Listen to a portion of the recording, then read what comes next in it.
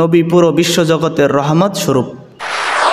যে আমরা জান্নাতে যাব, জান্নাতে যাওয়ার পরে এক একজনের এক একটা নবীর এক একটা আজমত দেওয়া হবে।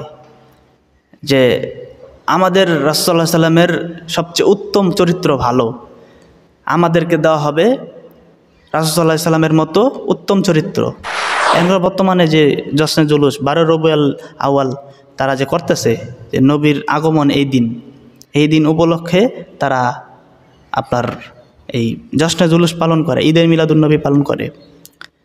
আবার ওদিনকাই রাসূল সাল্লাল্লাহু আলাইহি সাল্লামের কি ইন্তেকালের তারিখ, 12 রবিউল আউয়াল রাসূল সাল্লামের ওফাতের তারিখ। তো কোনটা পালন করবে? আল্লাহ এবং তার রাসূলকে নিয়ে কেউ কটূক্তি করবে, কোনো কথা বলবে, আমরা কখনো নিশ্চুপ থাকব না, বজ্র কণ্ঠে আওয়াজ তুলব, কাফেরদের বুকে ধরে পাড়া দিয়ে তাদের জান কেড়ে নেব যদি আল্লাহ এবং তার রাসূলকে গালি দেওয়া হয়। আসসালামু আলাইকুম ওয়া রাহমাতুল্লাহি ওয়া বারাকাতুহু। আলহামদুলিল্লাহ ওয়া কাফা ওয়া সালামুন আলা ইবাদিহিল্লাযীনা ইসতাফা। আম্মা বা'দু ফাআউযু বিল্লাহি মিনাশ শাইতানির রাজীম। বিসমিল্লাহির রাহমানির রাহিম। وقال الله تعالى في كلامه المجيد وفي فرقانه الحميد وما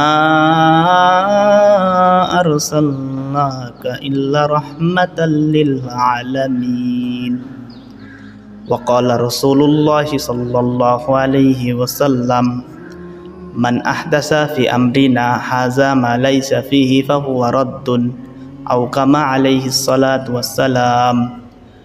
আলহামদুলিল্লাহ, আল্লাহ মালাকাল হামদু লাকাল শুকরু।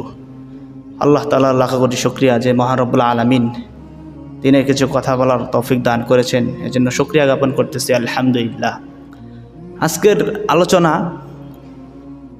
কোরআনে রাসূল সাল্লাল্লাহু আলাইহি সাল্লাম এর গুণাবলী ও আনুগত্য। মুআজ্জাজ হাজরিন, যে আয়াতের কারিমা আপনাদের মাঝে আমি তেলাওয়াত করেছি সূরা আম্বিয়ার 107 নম্বর আয়াত। এই আয়াত আল্লাহ তাআলা বলেন, ওয়া মা আরসালনাকা ইল্লা রাহমাতাল লিল আলামিন। নবী হে, আমি আপনাকে বিশ্ব জগৎ সমূহের মধ্যে আপনাকে রহমত রূপেই প্রেরণ করেছি। নবী সারা বিশ্বের জন্য রহমত, শত মানুষের জন্য রহমত। 18,000